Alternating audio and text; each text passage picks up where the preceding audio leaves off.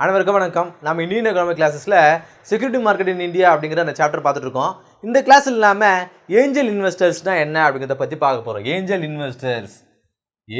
Investors இந்த வார்த்தையை, இந்த டேர்மை யூனியன் பட்ஜெட் 2013-2014 செபி வந்து அனௌன்ஸ் பண்ணாங்க. அந்த பட்ஜெட்டில் வந்து செபி அப்படிங்கிற அமைப்பு 2013-2014 யூனியன் பட்ஜெட் வந்து ரிலீஸ் பண்ணாங்க. அதில் இந்த வார்த்தையை வந்து அவங்க வந்து காயின் பண்ணாங்க அப்படின்னு சொல்கிறாங்க. முதல்ல இந்த வார்த்தையை வந்து அனௌன்ஸ் பண்ணது, டேர்ம் வந்து காயின் பண்ணது, இன்ட்ரடியூஸ் பண்ணது யார் அப்படின்னா செபி.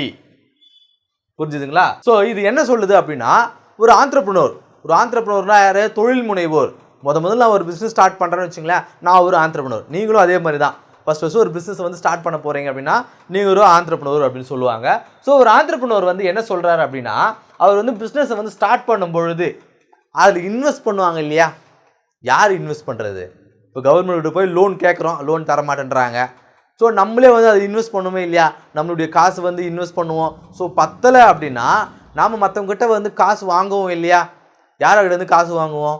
ஃபேமிலிக்கிட்டேருந்து வாங்குவோம், நம்மளுடைய அண்ணங்கிட்டேருந்து வாங்குவோம், அப்பா கிட்டேருந்து வாங்குவோம், இல்லை ஃப்ரெண்ட்ஸுக்கிட்டேருந்து வாங்குவோம், நம்மளுடைய வெல்விஷர்ஸ்கிட்டேருந்து வாங்குவோம். இவங்கெல்லாம் ஏஞ்சல் இன்வெஸ்டர்ஸ் அப்படின்னு சொல்கிறாங்க. ஏஞ்சல் இன்வெஸ்டர்ஸ்னால் யார்? Family, friends, may also outside வெல்விஷஸாக இருக்கலாம், எதிர் வீட்டுக்காரங்களாக இருக்கலாம், பக்கத்து வீட்டுக்காரங்களாக இருக்கலாம். இவங்க எல்லாரும் ஏஞ்சல் இன்வெஸ்டர்ஸ்ன்னு சொல்கிறாங்க. ஒரு தொழில் முனைவோர், ஒரு ஆண்டர்பிரனர் வந்து பிஸ்னஸை வந்து ஸ்டார்ட் பண்ணும்பொழுது அதில் இன்வெஸ்ட் பண்ணக்கூடிய ஃபேமிலியோ ஃப்ரெண்ட்ஸோ யாராக இருந்தாலும் இவங்க எல்லாம் ஏஞ்சல் இன்வெஸ்டர்ஸ். ஏஞ்சல்னால் என்ன? தேவதைகள். நமக்கு வந்து ஒரு பேங்க்கில் போய் காசு கேட்குறோம், காசு கொடுக்க மாட்டேன்றான், நம்மளுக்கு தேவதை மாதிரி ஒருத்தங்க காப்பாற்றுறாங்க, வந்து இன்வெஸ்ட் பண்ணுறாங்கன்னு சொல்கிறாங்க இல்லையா?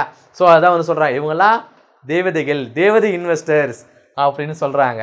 இதில் வந்து 2 குரூப்பாக வந்து பிரிக்கலான்னு சொல்கிறாங்க. இந்த ஏஞ்சல் இன்வெஸ்டர்ஸை 2 குரூப்பாக வந்து பிரிக்கலாமா? ஒன்று வந்து one time injection of seed money. ஒரு பிஸ்னஸ் ஸ்டார்ட் பண்ண போகிறோம் அப்படின்னா அதுக்கு வந்து கேபிட்டலாக மூலதனமாக ஒரு அமௌண்ட் கொடுத்துருவாங்க. அதோட அவங்க வந்து உங்களுக்கு வந்து இன்டர்ஃபியர் ஆக மாட்டாங்க, உங்களுக்கு வந்து எந்த விதத்துலையும் அவங்க ஹெல்ப் பண்ண மாட்டாங்க, அவங்க காசு கொடுத்ததோட சரி. ரெண்டாவது ஆன்கோயிங் சப்போர்ட். காசு கொடுத்தது மட்டும் இல்லாமல் உங்கள்கிட்ட வந்து கூடவே இருந்து சப்போர்ட்டும் பண்ணுவாங்க. இது வந்து ஆன்கோயிங் சப்போர்ட்டுன்னு சொல்கிறாங்க. 2 விதமாக சொல்கிறாங்க. முதல்ல உங்களுக்கு பிஸ்னஸ் ஸ்டார்ட் பண்ணும்போது ஸ்டார்டிங்கில் காசு கொடுத்துருவாங்க, அதுக்கப்புறம் உங்களுக்கு எந்த ஹெல்ப்பும் பண்ண மாட்டாங்க. இல்லைனா காசு கொடுத்தது மட்டும் இல்லாமல் உங்களுக்கு வந்து கூட சேர்ந்து சப்போர்ட்டும் போடுவாங்க. எல்லாம் வந்து ஸ்டார்டிங்கில் காசு கொடுக்க மாட்டாங்க. அப்படின்னா உங்கள் பிஸ்னஸ் நடக்கும்போது உங்களுக்கு வந்து ஹெல்ப் பண்ணுவாங்க. Ongoing support. One time injection of seed money or ongoing support. இந்த 2 விஷயமும் இருக்கிறவங்க தான் ஏஞ்சல் இன்வெஸ்டர்ஸ் அப்படின்னு சொல்கிறாங்க. இன் எக்ஸ்சேஞ்ச், சரி இதெல்லாம் பண்ணுறாங்க இல்லையா, அவங்களுக்கு ஏதாவது காரணம் இல்லாமல் ஒரு வேலையை செய்ய மாட்டாங்க இல்லையா? ஸோ என்ன எக்ஸ்சேஞ்ச், அதுக்கு என்ன அவங்க பிரதிபலன் வந்து எதிர்பார்ப்பாங்க? சும்மா காசு கொடுப்பாங்களா? சும்மா ஹெல்ப் பண்ணுவாங்களா இந்த ஏஞ்சல் இன்வெஸ்டர்ஸ்லாம்? அதுக்கு அவங்க ரிட்டர்ன் ஏதாவது வேணும் இல்லையா? ஸோ என்ன எதிர்பார்ப்பாங்க அப்படின்னா, ப்ரொவைட் லோன். உனக்கு வந்து பிஸ்னஸில் லாபம் கிடைச்சது இல்லையா, அந்த லாபத்தில் எனக்கு லோன் கொடு. நான் தான் காசு கொடுத்தேன், என் பிஸ்னஸ் ஸ்டார்ட் பண்ணான், இப்போ இவ்வளோ லெவலுக்கு வந்து அவன் முன்னேறி இருக்கிறான், சரி எனக்கு வீடு கட்டுறதுக்கு காசு தேவை, காசு கொடு. கேட்பாங்களா இல்லையா?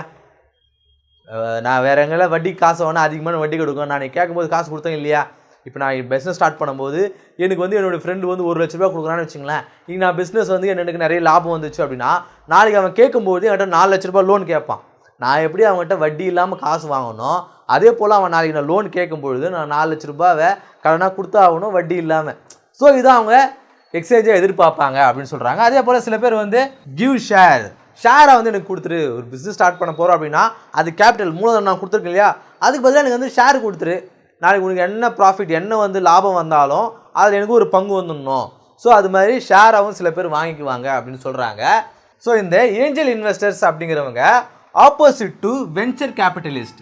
வெஞ்சர் கேபிட்டலிஸ்ட்லாம் யார் சொல்லுவாங்க? பேங்க் சொல்லுவாங்க. பேங்க்லேருந்து லோன் வாங்கும்பொழுது அவங்க வந்து லாப நோக்கத்தை தான் வந்து கொடுப்பாங்க. இந்த பிஸ்னஸ் வந்து சக்ஸஸ்ஃபுல்லாக வந்து வருமா, ப்ராஃபிட் வருமா, ஸோ அந்த லாபத்தில் நம்ம வாங்கிக்கணும். ஸோ அது மாதிரியான வெஞ்சர் கேபிட்டலிஸ்ட் மாதிரிலாம் இல்லாமல் இவங்க வந்து ஆப்போசிட் அப்படின்னு சொல்கிறாங்க. யார்? இந்த ஏஞ்சல் இன்வெஸ்டர்ஸ் சொல்கிறாங்க. எப்படின்னா இவங்களுக்கு வந்து லாபம் வரணும் அப்படிங்கிறது முக்கியத்துவம் காட்டிலும் இவங்களுக்கு அந்த பிஸ்னஸில் வந்து நிறைய ஹெல்ப் பண்ணுவாங்களாம். காசு கொடுத்துட்டேன், நீ வந்து எனக்கு கொடுத்தா எனக்கு வந்து எனக்கு அதில் கொடுத்துடணும் அப்படிங்கிறத தாண்டி இப்போ பேங்க்கில் போய் லோன் கேட்குறோம், அவன் வந்து நம்மளுக்கு காசு லோன் கொடுத்தது மட்டும் இல்லாமல் வந்து நம்ம சப்போர்ட் பண்ணிவிட இருப்பான் கிடையாது இல்லையா? ஆனால் இவங்க இந்த ஏஞ்சல் இன்வெஸ்டர்ஸ்ன்றவங்க நம்மளுக்கு வந்து அந்த கேபிட்டலில் வந்து இன்வெஸ்ட் பண்ணாலும் நம்ம அந்த பிஸ்னஸில் வந்து நம்ம வந்து சக்ஸஸ் ஆகிறதுக்கு கூடவே இருந்து ஹெல்ப் பண்ணுவாங்க. rather than reaping huge ப்ராஃபிட்டை வந்து அவங்க வாங்குறது மட்டும் இல்லாமல் ஃபோக்கஸிங் ஆன் ஹெல்பிங் த பிஸ்னஸை வந்து மேம்படுத்துறதுக்கு நமக்கு வந்து ஹெல்ப் பண்ணுவாங்க அப்படின்னு சொல்கிறாங்க. 2 பேரும் ஒரே வேலையை தான் பார்க்குறாங்க. நம்ம பிஸ்னஸில் சக்ஸஸ்ஃபுல்லாக ஆகிறதுக்காக தான் பேங்க்கு வந்து காசு கொடுக்குது, ஏஞ்சல் இன்வெஸ்டர்ஸ் காசு கொடுக்குறாங்க. ஆனால் இவங்க 2 பேருக்கு இல்லை வித்தியாசம் அப்படிங்கிறது வந்து வேறு. Both do the same purpose. 2 பேர் ஒரே வேலையை பார்த்தாலும் இவங்களுக்கு வெஞ்சர் கேபிட்டலிஸ்ட்டுக்கும் ஏஞ்சல் இன்வெஸ்டர்ஸுக்கும் வித்தியாசம் இருக்குதுன்னு சொல்கிறாங்க. வெஞ்சர் கேபிட்டலிஸ்ட் இவங்களுக்கும் ஏஞ்சல் இன்வெஸ்டர்ஸுக்கும் வித்தியாசங்கள் இருக்குது. இவனுக்கு வந்து லாபம் வந்தால் போதும், அந்த லாபத்தில் நம்ம வாங்கணும்னு நினச்சிடுவான். ஆனால் இவங்களும் அப்படி இல்லை. இந்த பிஸ்னஸில் இவன் சக்ஸஸ்ஃபுல்லாக ஆகணும். யார் சக்ஸஸ்ஃபுல்லாக ஆகணும்னு நினைப்பாங்க? ஃபேமிலி ஃப்ரெண்ட்ஸ் தானே நினைப்பாங்க. ஸோ அதனால தான் இவங்களை ஏஞ்சல் இன்வெஸ்டர்ஸ் அப்படின்னு சொல்கிறாங்க. இந்த கிளாஸ் இல்லாமல் செக்யூரிட்டி மார்க்கெட் இன் இந்தியா அப்படிங்கிற அந்த சாப்டரில் ஏஞ்சல் இன்வெஸ்டர்ஸ்னால் யார் நம்மளுடைய ஃபேமிலி ஃப்ரெண்ட்ஸ், நம்மளுடைய பிஸ்னஸில் அவங்க வந்து பங்குதாரர்களாக இருப்பாங்க இல்லையா, அவங்க வந்து இன்வெஸ்ட் பண்ணுவாங்க இல்லையா, அந்த கேபிட்டல் இன்வெஸ்ட்மெண்ட்டை கொடுக்கக்கூடிய அந்த ஃபேமிலியும் அந்த ஃப்ரெண்ட்ஸையும் இவங்க தான் வந்து ஏஞ்சல் இன்வெஸ்டர்ஸ்ன்னு சொல்கிறாங்க. அடுத்த கிளாஸை சந்திப்போம். நன்றி.